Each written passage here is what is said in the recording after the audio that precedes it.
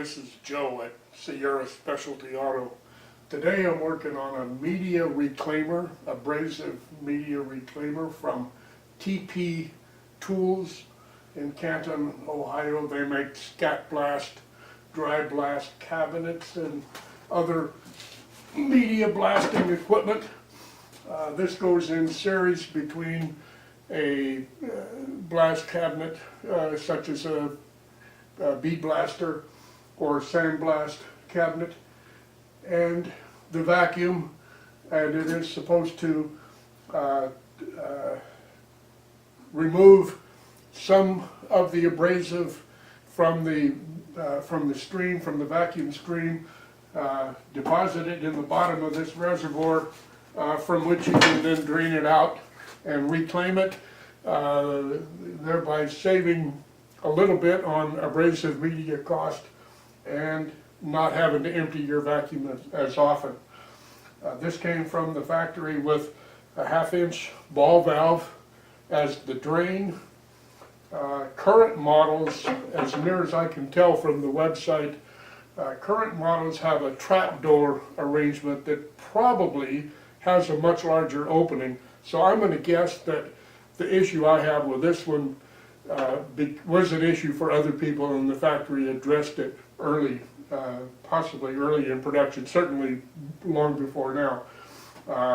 It loosened, probably my fault. It came off.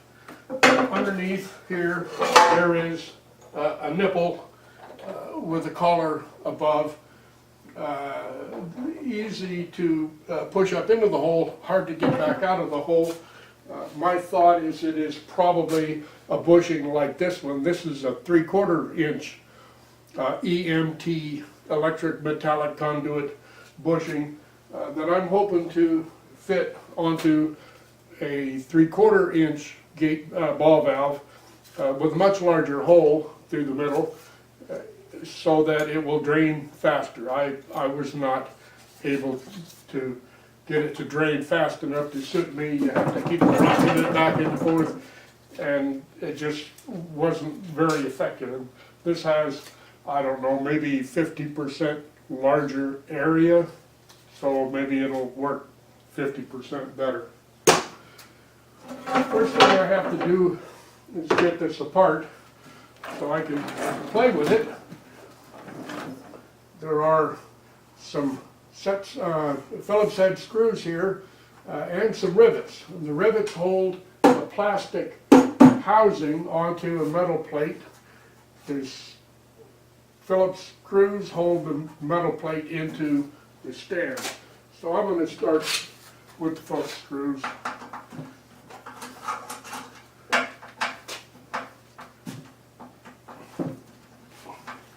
I'm going to try. Let's get a nut driver. That turns out to be 11 millimeter, which we happen to have in stock in our tool drawer. So that goes much faster.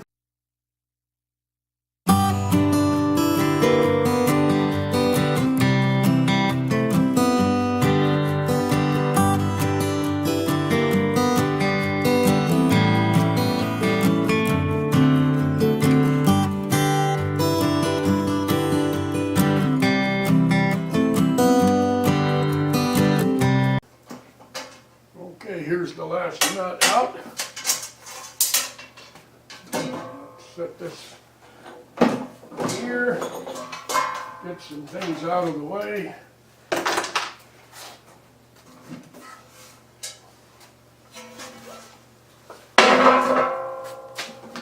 And we're looking now at pop rivets.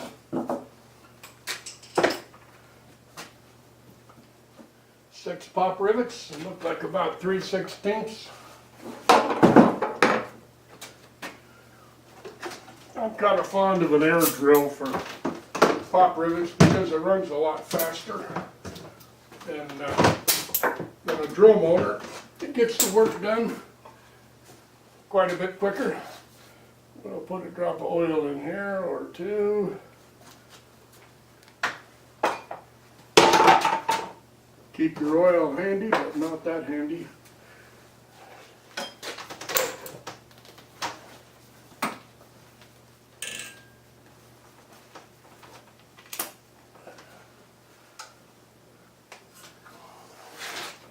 Now, find out what this is made out of.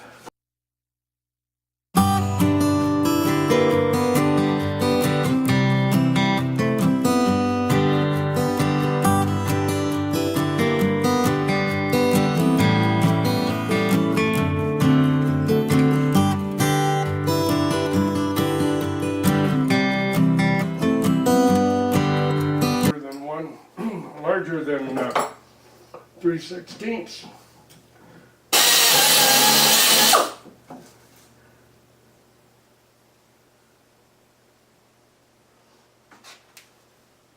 Yes, I'm going to get probably the Dremel tool. We'll go to a different air tool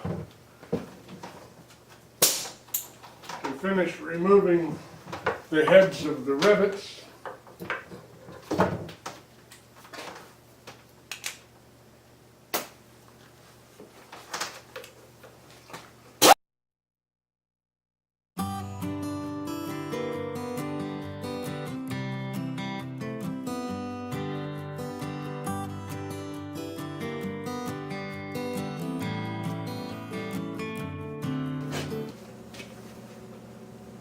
Right.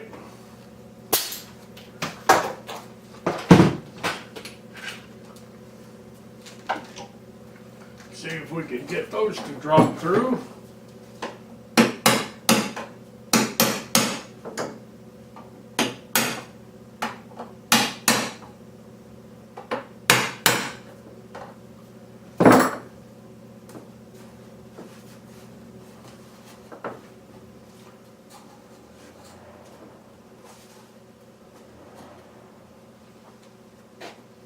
I wonder if these sheet metal screws into this collar are holding three pieces together.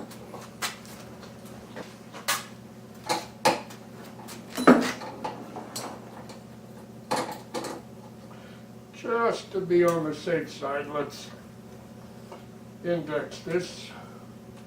Witness marks.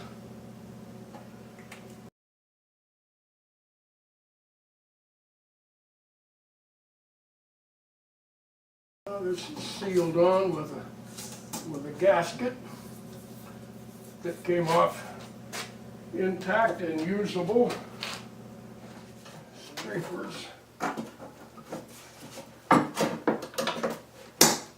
There we go. And we have caulking compound of some type. We can redo that when it goes back together. A baffle, welded, spot welded onto the plate. Turns out the collar did not have to come out. And we're looking at a washer.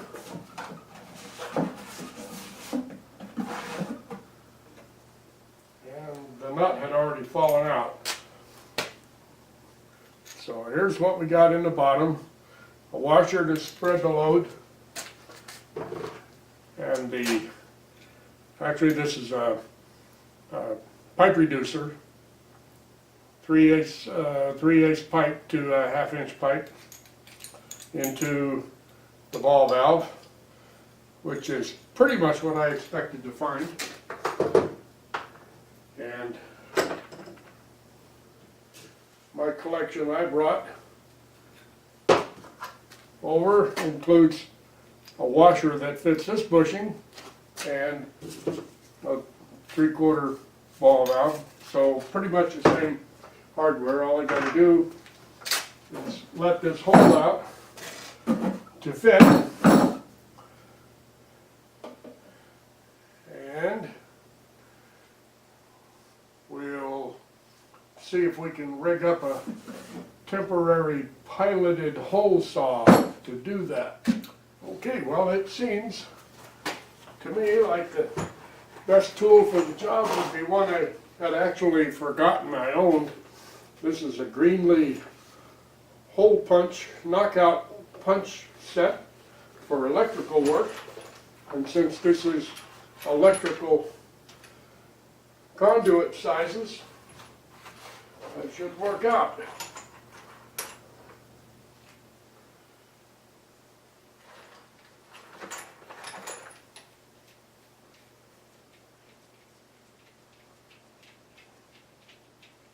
If I can get my hand down in far enough to hang on to this.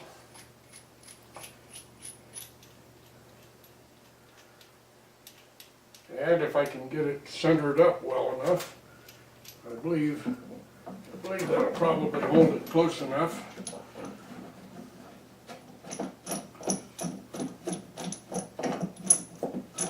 We should be able to just pull a ring of plastic out of the bottom of this box.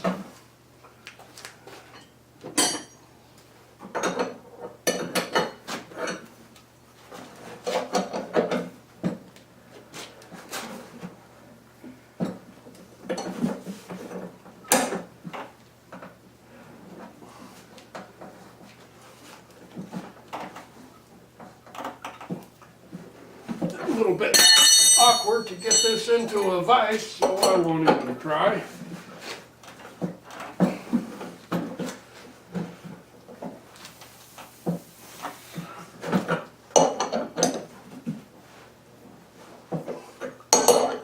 Plastic is tougher than you might think. And I believe we're drawing through.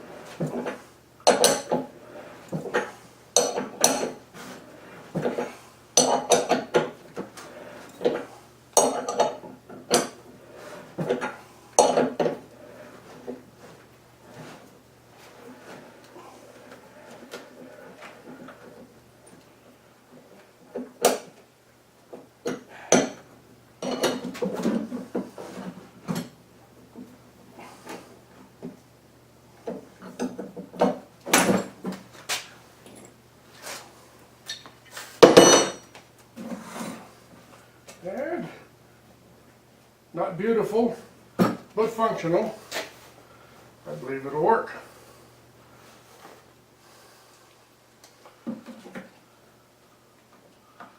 Deburr the plastic a bit.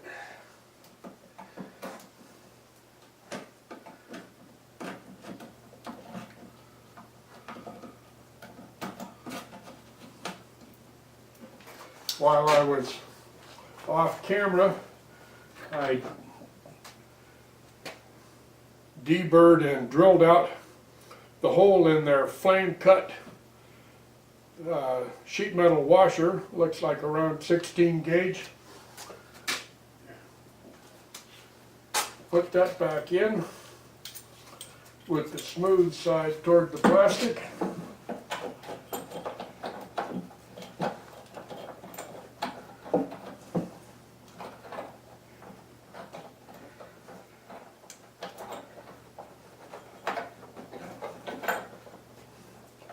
Good to use the thinner washer because there's not going to be much thread stick out even with that.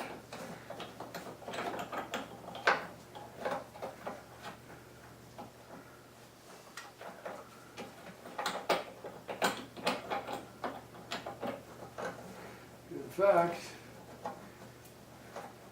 I don't know if I can get that to engage. There's the problem.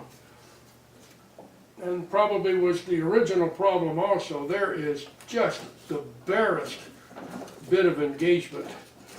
I believe I will go off camera again to the lathe and we'll reduce the thickness of that nut, the flange on the nut, just a little bit. Let that draw in perhaps one thread deeper. I wanted to show some more detail on these parts that I made. I had gotten out of my washer selection. This washer that fits the 3/4 inch bushing, but it's pretty thick and we need all the thread engagement we can get. So I took the sheet metal washer that came with it and bored the hole out on the lathe, and I also thinned down the flange on this bushing. I hope you can see that. Down to about 1/16 of an inch.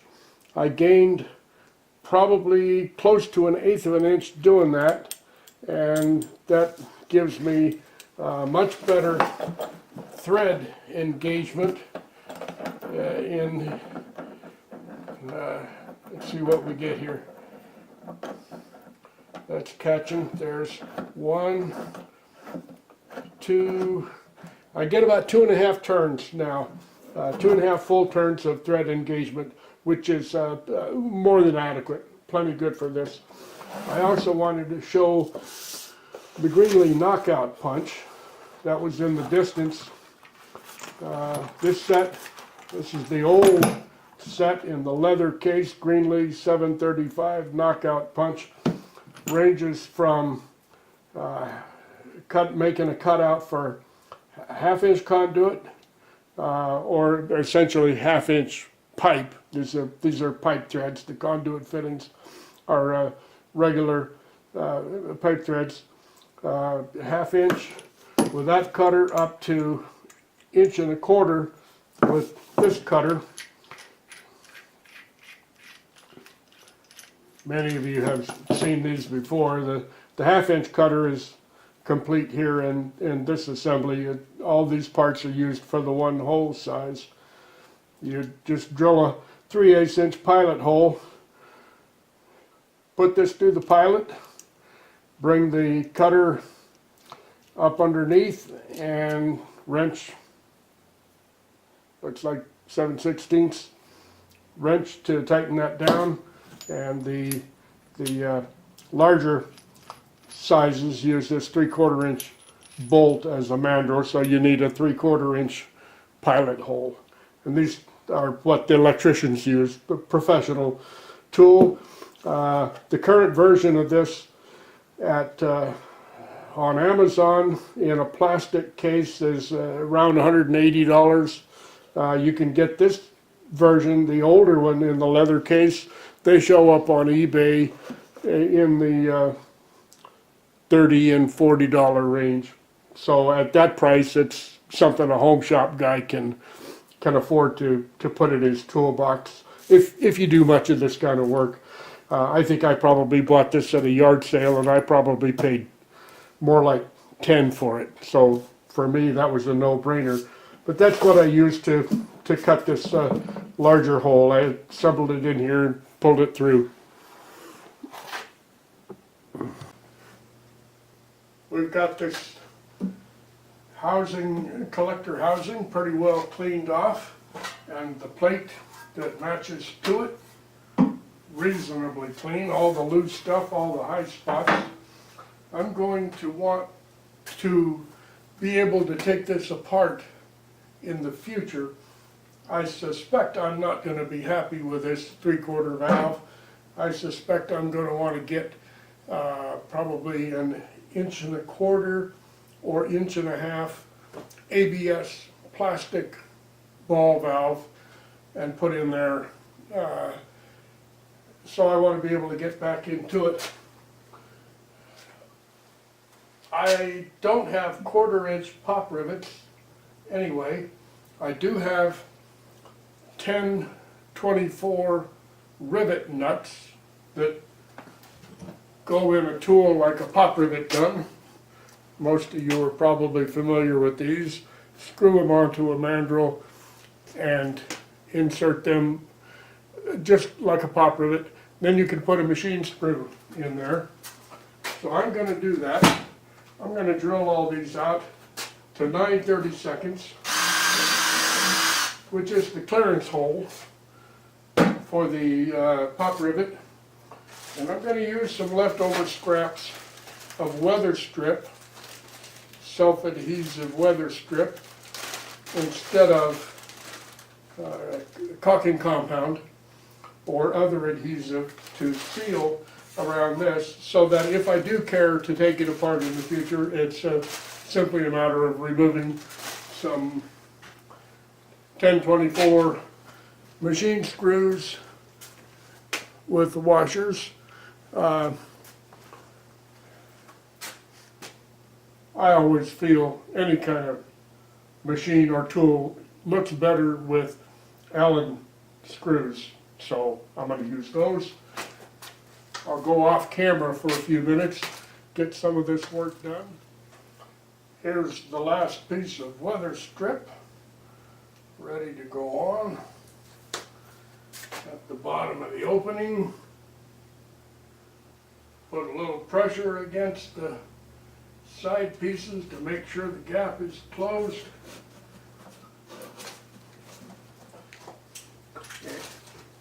And here is the last rivet nut.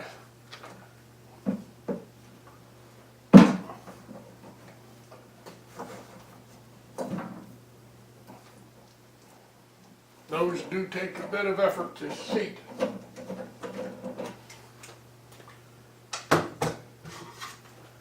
Now, we should be able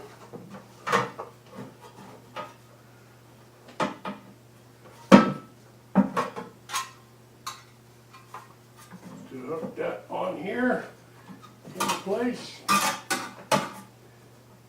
line up some screws.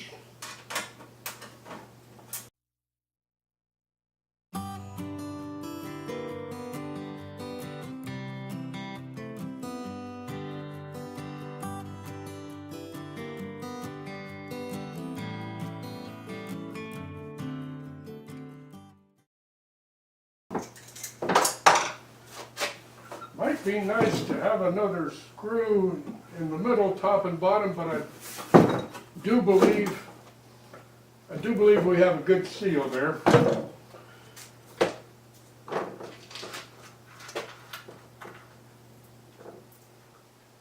Find the witness mark on the plastic collar, line that up with the mark on the housing.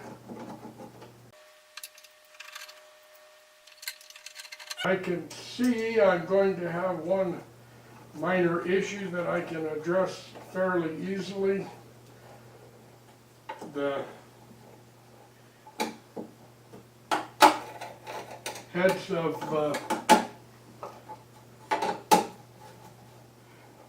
of these new Allen bolts at on the lower four are going to interfere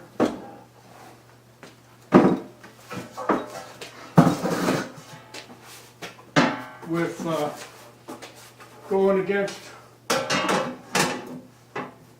the back plate, so I will have to lay out and drill relief holes for those. I'll get that done off camera and get back to you. I made a paper pattern, cardboard pattern, pressing the heads of the bolts into the cardboard, cutting them out with a punch, transferring hole pattern. Worked well enough for this project. Time to put it back together. This would go a little easier with 4 hands instead of 2.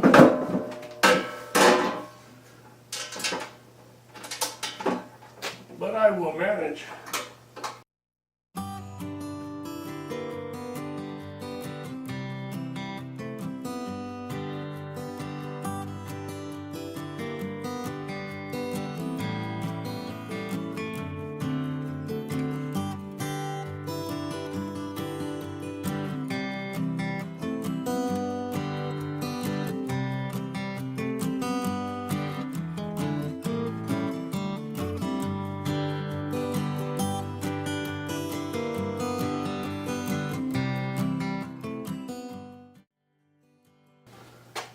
And there we have it, back together. Mr. Bozo from Tom Lipton's shop did stop by very quickly to have this handle put on the wrong side. I was expecting that to be on the front. In the event I do put a larger valve on, I'll be sure next time to put the valve on the back. For now, I don't think that's worth the trouble of changing. It's still easy enough to get to. Might even be better. The idea is that you put a container under here, open the valve, discharge the contents into the container. So it may end up actually working better to have the valve handle in the back. So maybe that wasn't Mr. Bozo. Wonder who the opposite of Mr. Bozo is. I don't believe I've heard in my viewing on YouTube, people often don't have the good fortune, they just have the bad fortune. We'll have to come up with a name for Mr. Bozo's counterpart. For now, that's it. Thanks for watching.